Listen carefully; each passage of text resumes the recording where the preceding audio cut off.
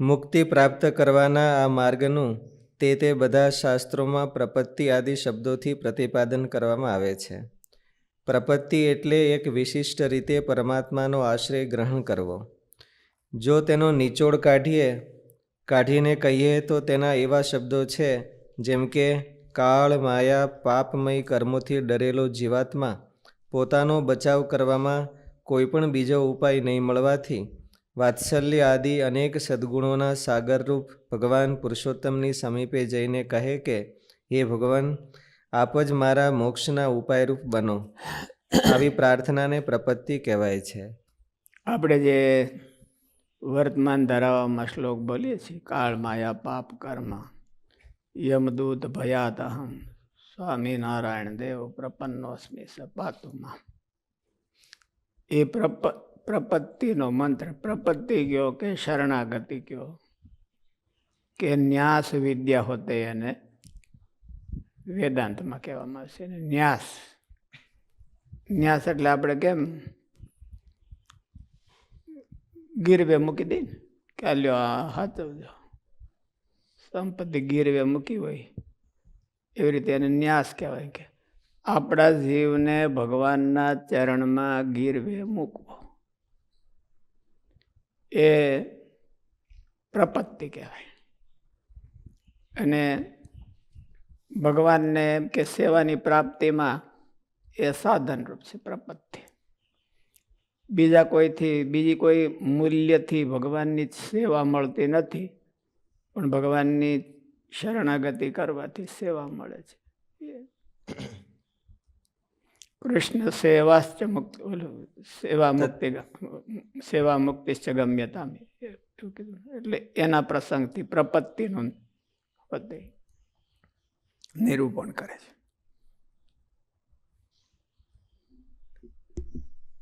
તો પ્રપત્તિ અને મુક્તિ બે એક જ એવું કહેવા માંગે છે કે પ્રપત્તિ અનન્ય સાધન છે. મુક્તિનું કયો કે પછી ભગવાનના ધામની પ્રાપ્તિનું કયો કે ભગવાનની પ્રાપ્તિનું કયો, પ્રપત્તિ અનન્ય સાધન છે. મુક્તિ એનાથી મળે છે. મુક્તિને તો અસાધારણ અર્થમાં ભગવાનના જ ધામમાં જાય ત્યારે જ એ પ્રાપ્ત થાય છે. એને સાચી મુક્તિ કહેવાય. આ બધી ઔપચારિક મુક્તિ કહેવાય. જીવન મુક્ત અને એ મુક્ત છે ને એ બધા શબ્દો ઔપચારિક છે. કોઈને મુક્ત ન કહેવાય. એટલા માટે ન કહેવાય કે જ્યાં સુધી એ માયિક શરીરને ધારણ કરે છે ત્યાં સુધી અક્ષરધામના મુક્ત હોય તો એને લિમિટેશનમાં રહેવું પડે છે, શરીરની લિમિટેશનમાં. પછી ભલે એ કર્મે કરીને ન આવ્યા હોય, ભગવાનની ઈચ્છા એ કરીને આવ્યા હોય અહીં પૃથ્વી ઉપર, અથવા પોતાની સ્વતંત્ર ઈચ્છાથી આવ્યા હોય ભગવાનની આજ્ઞાથી, તો પણ મૃત્યુલોકમાં હોય ત્યાં સુધી અસાધારણ મુક્તિ ન કહેવાય. એવું બ્રહ્મસૂત્રમાં એમ આવ્યું હતું. વેદાંતનો અર્થ એવો હતો. અસાધારણ મુક્તિ તો ભગવાનના ધામમાં જાય ત્યારે જ ગણાય. એટલે એ મુક્તિ પામવાનું અસાધારણ સાધન શું? તો અનન્ય ભક્તિ અથવા અનન્ય પ્રપત્તિ. ભક્તિ પ્રપત્તિ ભ્યામ પ્રસન્ન નારાયણ એવ ઉપાય અને ઉપેય. ભક્તિ અથવા પ્રપત્તિ બેમાંથી અસાધારણ કોઈ પણ હોય તો એનાથી ભગવાન રાજી થઈ અને એ ભગવાન જ આપણને ધામ પમાડે. બીજું કોઈ પોતાની શક્તિથી કે પોતાની સામર્થ્યથી ભગવાનનું ધામ પામે એને માટેની ના પાડે. ગમે એવો હોય તોય ભગવાનની કૃપાથી થાય છે એવું. એટલે પરમાત્માને સાધન તરીકે સિલેક્શન કરવા, વર્ણન કરવું, એને પ્રપત્તિ કહેવામાં આવે છે. અને ભક્તિ તો નવધા ભક્તિ કહેવામાં આવે. પછી પ્રેમ લક્ષણા હોય તો એ ભક્તિ કહેવાય. એટલે કાં તો પ્રેમ લક્ષણા હોય અથવા તો અનન્ય પ્રપત્તિ હોય. એમાં પણ મહારાજે મધ્યના 66માં વચનાવ્રતમાં 6 સદગુરુને પ્રશ્ન પૂછ્યા છે મહારાજે. એમાં અનન્યતા પ્રપત્તિની કીધી, આશરો છે એને. અને ભક્તિ એમ ધર્મ જ્ઞાન વૈરાગ્ય ભક્તિ તો એનું કોઈ મિનિંગલેસ છે કે નહીં? તો મહારાજ એવું ન કીધું. મહારાજ કીધું એ ભક્તિને પણ ભગવાનના રાજીપાના સાધન તરીકે છે. ભગવાનના ધામની પ્રાપ્તિને માટેનું સાધન પ્રપત્તિ છે. એવું 2 વિભાગ કર્યા મહારાજ, કે ભગવાનના રાજીપાનું સાધન અને ભગવાનના ધામની પ્રાપ્તિનું સાધન. એમાં 2 વિભાગ કર્યા. રાજીપાનું સાધન તો ભક્તિ, પછી જે આપણે સાધનો કરી છે એ બધા, તપ, ભક્તિ, યજ્ઞ, આ બધું, યજ્ઞો દાન તપસ્યા પાવનાની મનીષીણામ, એ બધા નિષ્કામ કર્મયોગ, સેવા, એ બધા રાજીપાના સાધનો છે. રાજીપાના સાધનો પછી પણ એને અનન્ય શરણાગતિ ભગવાનની હાથમાં આવવી જોઈએ. જો એ હાથમાં ન આવે તો એને અધૂરું કહેવાય. એટલે હવે પ્રપત્તિનો નિર્ણય કરે છે. કારણ કે ભગવાનના ધામમાં જવાની વાત આવી ને, તત્ર બ્રહ્માત્મના કૃષ્ણ સેવા મુક્તિશ્ચ ગમ્યતામ, એટલે હવે પ્રપત્તિની વાત કરે છે. વળી શરણાગતિ પણ આ પ્રપત્તિને જ કહેવાય છે. એના નામ ફેર છે બધી. શરણાગતિ કયો, પ્રપત્તિ કયો, ન્યાસ કયો, આશરો કયો, એ બધા એક છે. ભરતભાઈ સાવલિયાનો પ્રશ્ન છે કે મુક્તિ અને આત્યંતિક કલ્યાણ બે એક જ કે કંઈક ભેદ છે? બે સામાન્ય રીતે એક જ શબ્દોમાં વપરાય છે, પણ બહુ માઇક્રો દ્રષ્ટિ અને મેક્રો દ્રષ્ટિ. માઇક્રો દ્રષ્ટિથી જુદા જુદા કહેવાય, મેક્રો દ્રષ્ટિથી એક કહેવાય. કલ્યાણ એટલે પ્રાપ્તિ. આપણને મહારાજની પ્રાપ્તિ થઈ છે, સત્સંગની પ્રાપ્તિ થઈ, ભગવાનના એકાંતિક ભક્તની પ્રાપ્તિ થઈ, તો એ કલ્યાણ કહેવાય. મુક્તિ એટલે જન્મ મરણમાંથી છૂટવું, એનું નામ મુક્તિ કહેવાય. પણ જન્મ મરણમાંથી છૂટ્યા વિના પ્રાપ્તિ થાય નહીં. થાય ક્યારે? આલોકમાં. આલોકમાં જે આપણે માથે જન્મ મરણ હોય, ઘૂમતા હોય, તોય ભગવાન મળી જતા હોય. ભગવાન પૃથ્વી ઉપર આવ્યા હોય તો ભગવાન મળી જાય. પણ ભગવાન મળ્યા એ પ્રાપ્તિ કહેવાય. નિર્વાસનિક થઈને જગતને છોડી દેવું એ મુક્તિ કહેવાય. એટલે માઇક્રો દ્રષ્ટિથી બે અલગ અલગ. મેક્રો દ્રષ્ટિથી એ મુક્તિને પામ્યો એટલે ભગવાનના ધામમાં ગયો, એવું બે એક જ અર્થમાં વપરાય છે.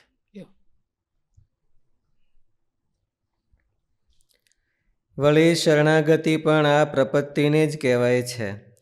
તેના પ્રમાણમાં ભરત મુનિના વચન કયા છે કે બીજા કોઈ પણ ઉપાય છે જે મળી શકે નહીં એવા પોતાને અભિષ્ટ એવા ભગવત ચરણોની સેવા માટે અનન્ય સુદૃઢ વિશ્વાસપૂર્વક જે પ્રાર્થના કરવી, તે પરમાત્માને જ ઉપાયરૂપ બનવા માટે તેમની પ્રાર્થના કરવી, તે પ્રપત્તિરૂપ શરણાગતિ છે. બીજા કોઈ સાધનથી ભગવાનની સેવા મળે નહીં, પ્રપત્તિથી મળે. એટલે ભગવાનને પ્રાર્થના કરવાની. આ વાક્યમાં પ્રપત્તિ અને શરણાગતિ આ બંને પર્યાય શબ્દ છે. મારી મુક્તિના ઉપાય આપ જ બનો એવી દીન ભાવે જે માગણી કરવી, તેને પ્રપત્તિનું સ્વરૂપ કહેવાય છે. એને વરણ કહેવામાં આવે છે. ઓલું પ્રપત્તિના ષડવિધા શરણાગતિ એમ. તો રક્ષિષ્યતિ ઇતિ ઓલું ગોપ્તૃત્વ આનુકૂલ્યસ્ય સંકલ્પ પ્રાતિકૂલ્યસ્ય વર્જનમ રક્ષિષ્યતિ ઇતિ વિશ્વાસો ગોપ્તૃત્વ ગોપ્તૃત્વ વર્ણમ તથા ગોપ્તૃત્વ વર્ણમ એટલે આ ગોપ્તૃત્વ વર્ણ એટલે મારા રક્ષક તમે છો. મારી રક્ષા, મારા જીવની રક્ષા હું કરી શકું એમ નથી, કોઈ પણ પરિસ્થિતિમાં કરી શકું એમ નથી. એટલે મારી પાસે બીજો કોઈ રસ્તો નથી. મારી પાસે એક જ તમે રસ્તો છો કે તમે મને બચાવો. તમે મને બચાવો એવું મેં કંઈ કર્યું નથી, તમારી પાસે ઉપકાર કર્યો નથી, એવું મનમાં મનાવવું જોઈએ, બોલવું નહીં. એવું મનમાં મનાઈ જાય કે આપણે કંઈ એવા કોઈ સાધન કર્યા નથી કે આપણને અક્ષરધામની પ્રાપ્તિ થાય અને ભગવાનની સેવામાં આપણો ચાન્સ મળે, એવી કોઈ આપણામાં લાયકાત નથી. હવે લાયકાત છે નહીં, તોય મેળવવી છે તો શું કરવાનું? તો ભગવાનને પ્રાર્થના કરવાની. ભગવાન બહુ જ દયાળુ છે, અતિ કૃપાળુ છે. એને કોઈક પ્રાર્થના કરે તો બીજું બધું ભૂલી જાય. આપણા કોઈક વખાણ કરે તો આપણે બીજું બધું ભૂલી જતા હોઈએ છીએ. એવી રીતે ભગવાનને કોઈક પ્રાર્થના કરે એટલે ભગવાન બધું ભૂલી જાય. આપણે કોઈક જો બે વખાણ કરી દે, ખોટે ખોટા કરે તો બધું ભૂલી જાય અને વરહી પડી. એવી રીતે ભગવાનને પ્રાર્થના કરે કોઈ તો ભગવાન આપણું આગલું બધું ભૂલી જાય અને પોતાની સેવામાં સ્થાન આપે. એટલે એને કહેવાય ગોપ્તૃત્વ વરણ. ષડવિધા શરણાગતિનું એક અંગ છે. 6 પ્રકારે શરણાગતિ, 6 પ્રકારે થાય એવું નહીં, પણ 6 સાધનો ભેળા કરે ત્યારે સ્ટ્રોંગ શરણાગતિ થાય. એમાં 1 નંબર છે આ ગોપ્તૃત્વ વરણ. ગોપ્તૃત્વ વરણ એટલે અનન્ય ભાવે ભગવાનને પ્રાર્થના કરવાની. અનન્ય ભાવ એટલે શું કહેવાય?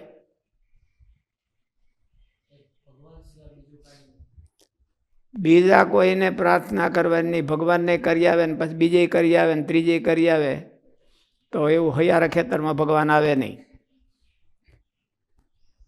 સ્વામિનારાયણ ભગવાનને કરી આવે ને બીજે કરી આવે ને ત્રીજે કરી આવે ને ચોથે કરી આવે, જ્યાં મળે ત્યાં તો સ્વામિનારાયણ ભગવાન આવે નહીં.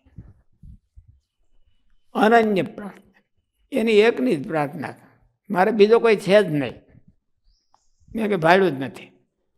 કાગ કે ના ઓલું નાવ કે કાગ કે ગતિ ભઈ મોરી. એટલે શું? કાગડા માટે નાવ સિવાય બીજું કોઈ રસ્તો જ નથી. બાવળનું ટૂઠું ન હોય, દરિયામાં ન હોય. દરિયામાં ન હોય. દરિયામાં બહુ મધ દરિયે વયો ગયો હોય, એટલે સઢ ઉપર કાગડો બેસી ગયો અને વાણ મણ્યું હાલવા અને મધ દરિયે પોગી ગયું તો ચારે બાજુ જોવે તો પાણી પાણી. એટલે નાવ કે કાગ કે ગતિ ભઈ મોર. એવું આપણને મહારાજને વિશે થાય ત્યારે આપણે મહારાજની શરણાગતિ લેવાની. ત્યારે મનમાં એવું મનાઈ જવું જોઈએ કે આપણે સાધન તો કરીએ છીએ ભગવાનને રાજી કરવા માટે. રાજી કરવા માટે તો કરવું જ જોઈએ, પણ આ આપણે સાધન કરીએ ને એને જોખીએ તો ઓલે આવે ને, એમાં કાંઈ ન આવે, એક તણું ન આવે.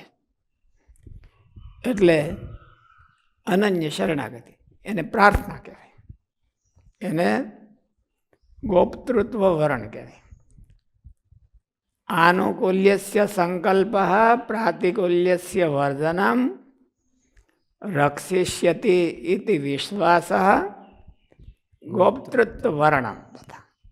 એટલે ભગવાન એવા છે કે જો એને કોઈ પ્રાર્થના ન કરે તો એને જાણે જાણે આવીને બધું આપણું ઉદ્ધાર કરી દે એવું ન કરે. માં ભલે માગ્યા વિના પીરસતી હોય, પણ ભગવાન છે એટલું રાખે. કે એની પાસે માગવું જોઈએ, એની પાસે દીન થઈને માગવું જોઈએ. એટલે શરણાગતિના બે મોટા લક્ષણ કીધા. એક અનન્ય ગતિક, બીજે ક્યાંય નહીં. હારા હોય હોંઘા હોય તોય નહીં. આ મોંઘા હોય ને કઠણ હોય તો અહીંયા જ મરી તો અહીં મરી, બીજે ક્યાંય નહીં. એને અનન્ય ગતિક કહેવાય. અને અકિંચન, સાધનનું બળ નહીં, લેશ માત્ર પોતાનું અભિમાન નહીં, લેશ માત્ર. ભગવાન પાસે, બીજા પાસે ભલે બાયું ચડાવે, પણ ભગવાન પાસે કોઈ સાધનનું બળ નહીં. ભગવાનના અનન્ય ભગત હોય તો એની પાસે બહુ અભિમાન ન કરો, એની પાસે નિર્માની થાવ, તો એને અનન્ય ગતિ કહેવાય. આમ તો 6 થી થાય, પણ આ બધા કહે કે 6 ને યાદ ન રહે તો કાંઈ નહીં, પણ કે ભગવાને શાસ્ત્રકારોએ કીધું કે 2 રાખે તો ઘણો એમ અનન્ય ગતિ.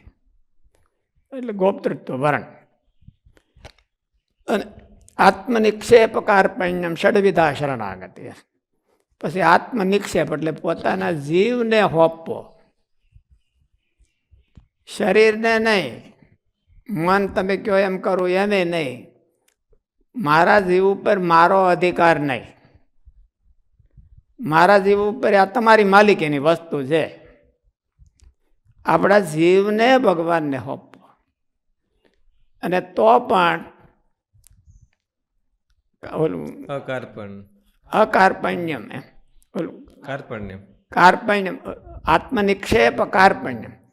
તો પણ માથે પછી પેનીથી ઊંચી રાખીને હાલવું નહીં, મેં તમને દીધું છે ને, તો પછી કેમ ધ્યાન નથી રાખતા? અમે એટલું કરીએ તો પછી તમારે એટલું ન કરવું જોઈએ, એવું નહીં. દીન ભાવથી ભગવાન અમારો વારો લેજો.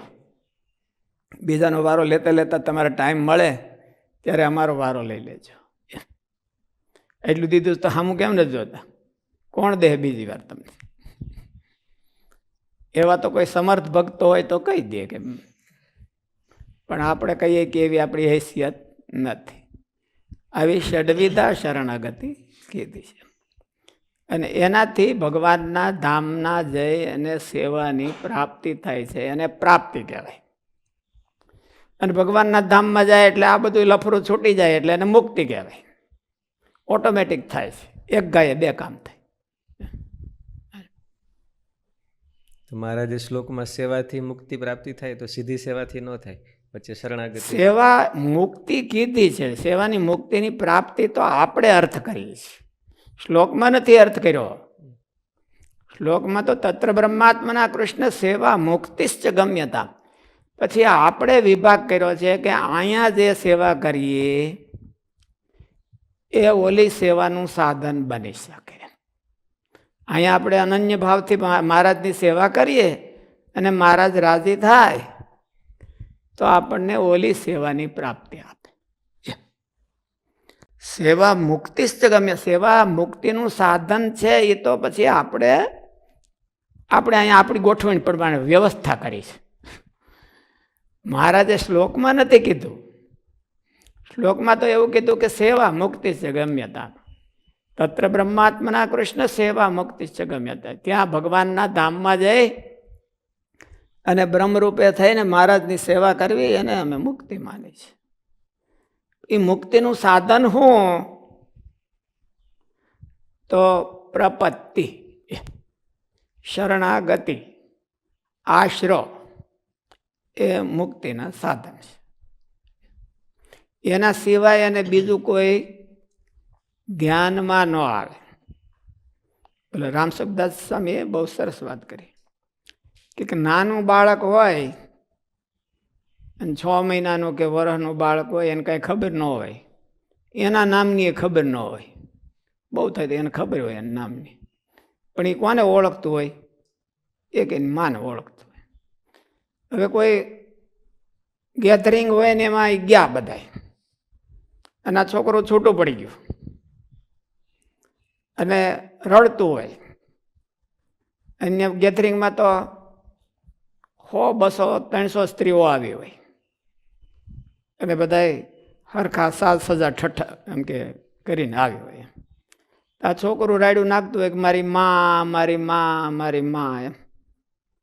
એટલે કોઈ પછી માણસો દયાળુ માણસો હોય તે છોકરાને તેડી અને બાયુને ટોળામાં જાય કે એમાં કઈ તારી માં?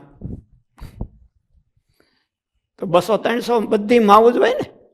કોઈકને 1, 1, 2, 2, 3, કોઈકને જ્યાદા લંગર હોય તે બધી માવું જ હોય બધી. એટલે બધી માવું છે તો પણ છોકરો બધાને માં કે